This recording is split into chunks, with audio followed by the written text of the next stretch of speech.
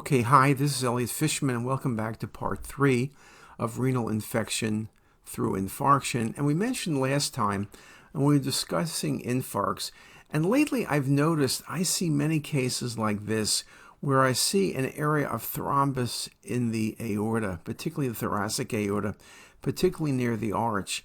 And I wonder what happens to that thrombi. Do you need to go in and remove it? No one's really quite clear what to do. But here's what happens. Those thrombi or sources of thrombi give infarcts, and you can see in this case there's infarcts in both the right and left kidney, and they're multiple and they're extensive. So it's really a question to me, how do you manage these patients? Or this example, the patient has a pulmonary embolism, right main pulmonary artery. There also is a filling defect in the left atrium. It's a good location for a thrombus rather than an atrial myxoma. So now you have multiple thrombi.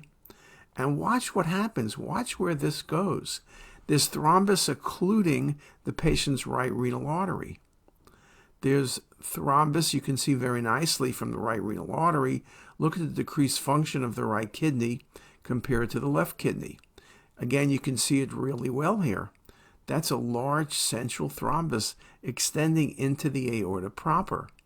Or in the same patient, you can see that there's occlusion of the mid-left superficial femoral artery due to embolic phenomenon as well. So you can see the challenge. When you have thrombus, it could go to kidneys, but can go to other places as well. Another patient, acute flank pain. Non-contrast scan, the kidneys are enlarged. There's no doubt about that. And then you give contrast, you don't see function. All you see is some minimal rim enhancement. That's a sign that the patient's kidneys are globally infarcted, and it's a capsular sign. You have a little bit of enhancement because there is still some flow to the capsular vessels. There's no differentiating between cortex and medulla.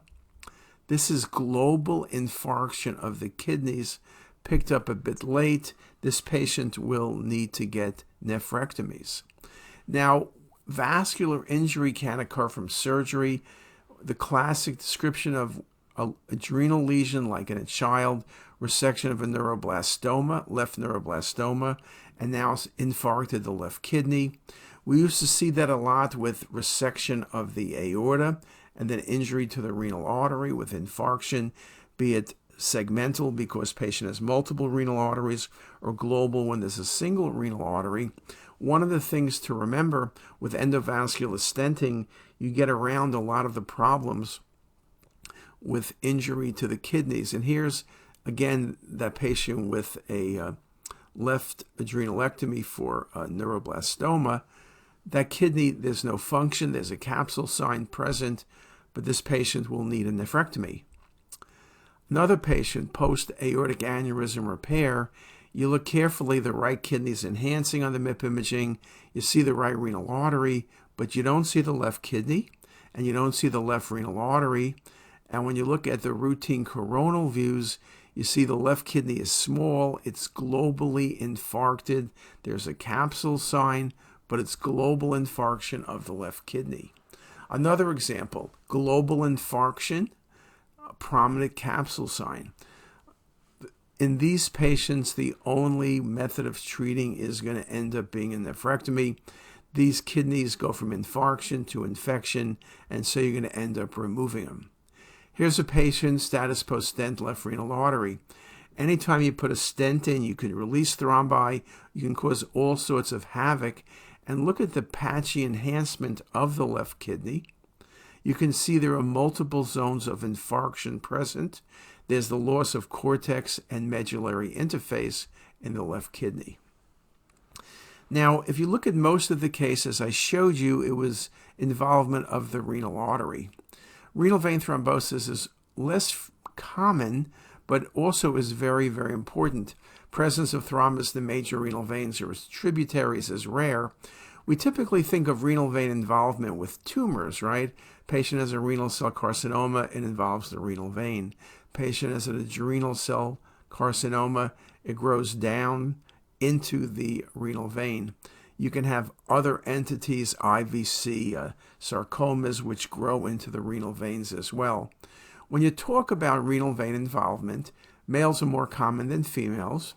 The most common etiology is nephrotic syndrome if we stay away from tumors, though it can be seen with primary hypercoagulability disorders, as I mentioned, tumors, infection, trauma, or post-renal transplant complications. A range of causes, right? Hypercoagulability states is one of the first things I think about.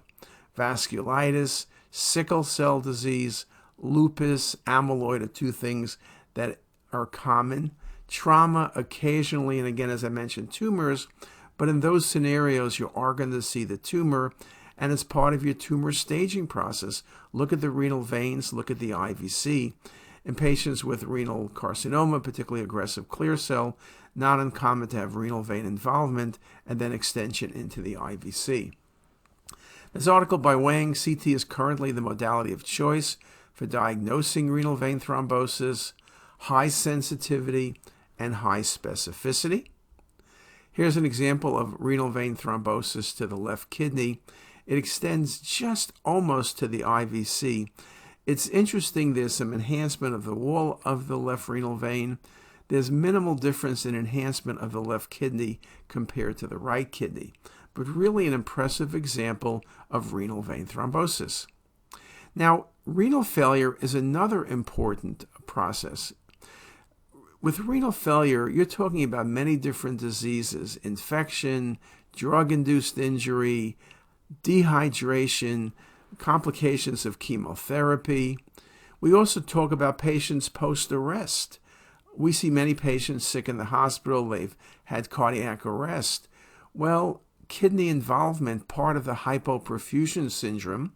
You get adrenal enhancement, you get a flat IVC, you get bright bowel enhancement, and you get poor renal function with loss of the cortical medullary differentiation. So one of the things I want to mention is you need to look in all cases at the kidney and look at the cortical medullary interface, look at the renal artery, look at the vein, because renal involvement may not be focused on the kidney per se, but it may be multi-organ involvement. Here's a patient post-arrest. This is a good injection. You can see the aorta and the SMA. You can see a little contrast left renal vein. But look at the kidneys. There's really lack of enhancement. There's no cortical medullary differentiation. Bright adrenal glands, bright bowel. This is a patient who's hypotensive, and the patient has lack of renal function because of poor perfusion of the kidneys. Really, really nice example. Here it is globally. The kidneys are a little bit enlarged. You can see some contrast in the veins, but you don't see anything in the cortex specifically. You don't see anything in the medulla specifically, and you have this cortical medullary loss of differentiation. Now, you can be fooled sometimes. Here was a really interesting case. This was a patient who was found down when hiking and just did not have enough water. The patient was very lucky. I think through his Apple Watch, they found him. You see multiple areas of striated nephrograms, and you could say, well, could this be infection?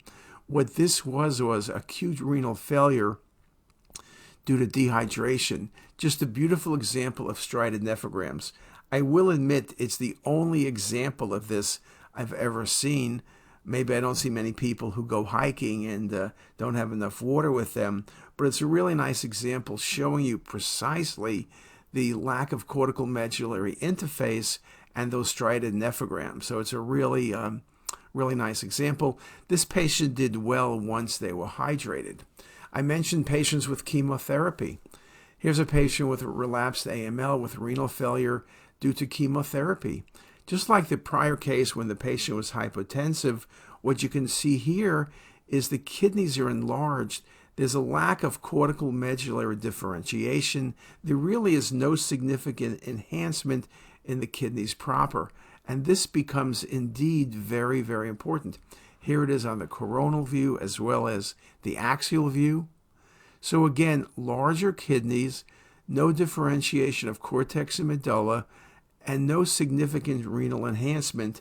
That is one of the things we see with chemotherapy. related renal injury. And with patients getting chemotherapy very commonly these days, it's something to look out for.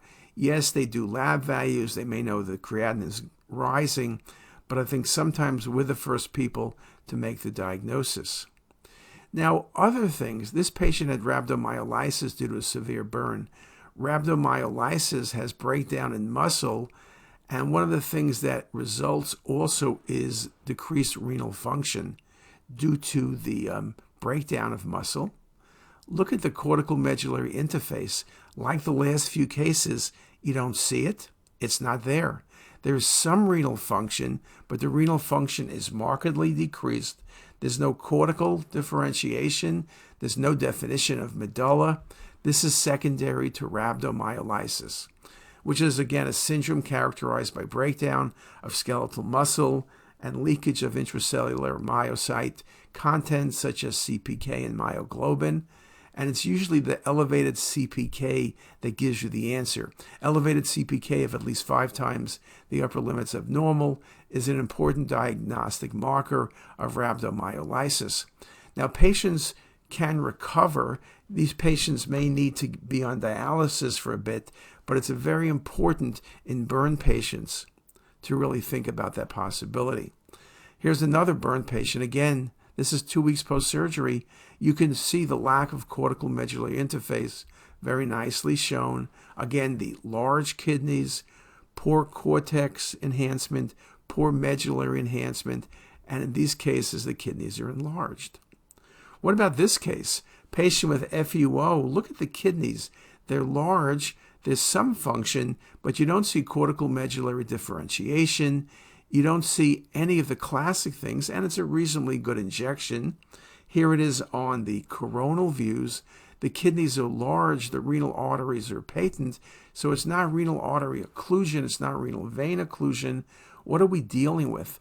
Large kidneys, a capsular sign, poor cortical medullary interface. This is a patient who is developing renal shutdown. This is a patient with amyloidosis. So some of the unusual conditions we mentioned, lupus, we mentioned amyloid, large kidneys, lack of cortical medullary differentiation, and poor, if any, renal function are going to be some of the classic findings you are going to be able to see. And again, the kidney is the organ most frequently involved in systemic amyloidosis. So again, if you have a patient with amyloid, or if you have a patient who has a number of different problems and it's not quite clear what's going on, perhaps think about amyloidosis. Primary and secondary amyloid account for the majority of cases. You could see that secondary amyloid is a result of chronic inflammatory disease. So Crohn's, rheumatoid arthritis, dermatomyositis, osteomyelitis, TB, these are things we see in practice. So again, it's important if you have a patient with any of these conditions and you see the lack of renal function, think about that possibility. Could this patient be developing renal failure secondary to their primary process and secondary to amyloidosis? This article by Amyloid we wrote way back when. We talked about renal involvement in past specimens is common. However, renal function compromise is rare, usually manifesting as nephrotic syndrome. So again, it's one of the causes of enlarged kidneys. It's one of the causes of poor renal function, but it's something you do need to think about as a possibility. Now, other things in terms of the kidneys I should at least mention, renal AV malformations are rare lesions. They're often acquired by trauma. They can be congenital. They can have hematuria, which is the most common symptom. It's interesting that other manifestations, hypertension, are all possibilities when you're talking about AV malformations. Now, one of the things about AV malformation, unless you do a good bolus, you're going to miss it. Here's a non-contrast CT in a patient with hematuria. We don't see anything here. There's no stones, and they wanted to stop at that point, but you had gross hematuria. When you give IV contrast, look at that AV malformation between the right renal artery and vein. The kidney functions normally, but look at that large AVM that you didn't recognize on the non-contrast studies. Just a really nice example, and this was eventually embolized, and the patient did fine. And again, compare the non-contrast with the arterial phase imaging. So renal AVMs are rare, but they're important. Here's another case with an AVM in the patient's right kidney. This patient had a prior stab wound, and we believe this AV malformation was secondary to that. You can see very nicely on the arterial phase imaging, normal left kidney and some renal vein on the right side, the right renal artery, and the AV malformation, the lobulations, very nicely shown. And the MIP imaging shows it particularly well also. Now here's an interesting case. When you look at the non-contrast, look at the size of the renal veins, and the fullness in the renal pelvis is right greater than left. I'm not sure what's going on. Why are the veins so large? When you give, and I'm showing you the late phase imaging, you see excretion of contrast, and you see what you're looking at are large renal veins. And then when you looked at the arterial phase, you can see the AV shunting into the large renal veins. This was an impressive case of AV malformation bilateral from the vasculature to the arterial side to the venous side. Look how large the renal veins are, and look at the early drainage into the patient's IVC. Just really nicely shown on the 3D mapping here. Now the last thing I'll comment on is we all are seeing a lot of patients with IgG4 related disease. We talk about things like autoimmune pancreatitis. We talk about things like retroperitoneal fibrosis. But we talk about now recent things like bowel involvement. So many things to think about. But renal complications of IgG4 disease also is something we see frequently. Now we have, in our case, seen it more frequently when we're evaluating patients for autoimmune pancreatitis. We've seen patients having both of them. So here's a patient, classic autoimmune pancreatitis. The pancreas is diffusely enlarged, but there's no dilated duct. And look at the kidneys, early phase imaging, patchy areas of decreased enhancement. It almost looks at first like pyelonephritis, but it's pretty extensive. And then when you recognize you have autoimmune pancreatitis or AIP, and then you look at the kidneys, you say, aha, this is the pattern of renal involvement of IgG4 disease. Just a really nice example. In this article recently by Woon, kidneys are the genitourinary organs most commonly involved with IgG4 renal disease. Kidney involvement is found in approximately 1/4 to 1/3 of patients with autoimmune pancreatitis. IgG4 renal disease of the kidney predominantly involves the cortex, but the pelvis, sinus, and perirenal space can be involved. So there's a range of appearances. Something very, very important. IgG4 related disease involving kidneys, ureter, bladder, urethra, prostate, testes can show a broad spectrum of imaging findings. So again, the case I showed you of the kidneys is the classic appearance. We also talk about hydronephrosis because of retroperitoneal fibrosis due to IgG4 disease. When we talk about autoimmune pancreatitis, we speak about this in our pancreas section, but the thing you talk about is the sausage, diffuse involvement of the pancreas. But autoimmune pancreatitis can be focal, and it can simulate carcinoma of the pancreas. We've seen patients with partial pancreatectomies for autoimmune pancreatitis. If you're thinking autoimmune pancreatitis, the IgG4 levels are not elevated in more than half the cases. What you can do is treat the patients with 2 weeks of 40 milligrams of corticosteroids, and the pancreas will go back from that large mass-like configuration into a normal shape. But again, seeing both kidneys and pancreas is very common. Here's another interesting case, a patient with horseshoe kidneys. Look at those multiple areas of low density in the kidney.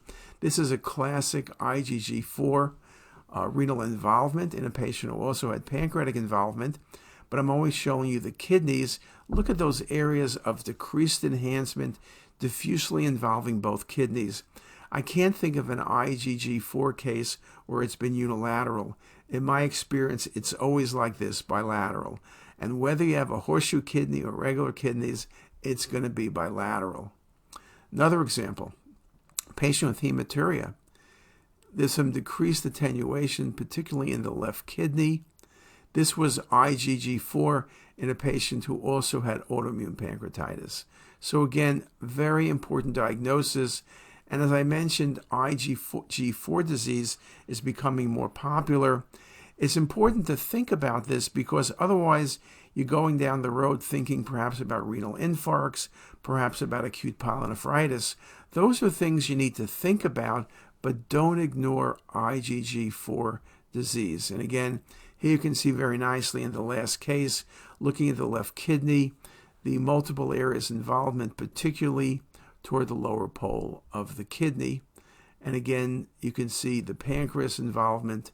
So just a really nice diagnosis. In terms of IgG4 disease, my experience is on the cortical medullary phase, we see it best. You can see some changes here on the late or excretory phase imaging, but I really like to see it on the early phase imaging. And again, really nice example of those patchy areas of decreased attenuation, both kidneys, but particularly the left kidney. And again, I do find looking at the coronal views in this case to be very, very helpful. So we've now looked at a number of findings. We've looked at the classic acute pyelo due to E. coli, and we looked at IgG4 disease, immunocompromised patients we've looked at. So many things with renal infection and infarction. Typically, we talk about renal tumors, but the spectrum of renal inflammatory disease through renal infarction is very important. Knowing the specific findings can help us with the differential diagnosis. These cases are often challenging. Clinical history can be helpful. And we are seeing more cases, as I showed you examples of patients with decreased function due to chemotherapy, post-stroke, post-cardiac arrest. There are a lot of complications, and the kidney is an organ that shows lots of information and can be very, very helpful. And with that, I thank you for your attention. If you like this video, make sure to subscribe to the CTisus YouTube channel. You can also visit us at ctisus.com for even more videos, plus quizzes, pearls, protocols, and oh so much more. We're also in the App Store and have well over a dozen apps for iPhone and iPad, all completely free. Thanks for watching.